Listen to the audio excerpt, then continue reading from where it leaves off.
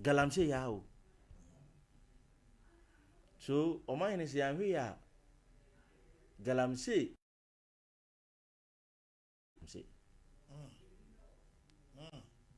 If we don't take care as a nation, na adie we mihunu se bi nso nyame pekwan bi aka bibi di akere oman no. Se ye nyina ya anka mum am fight this thing na oman hene eno nso be ye ni ba be ye so no na eku ye nyina. Because indirectly na eku ye dada.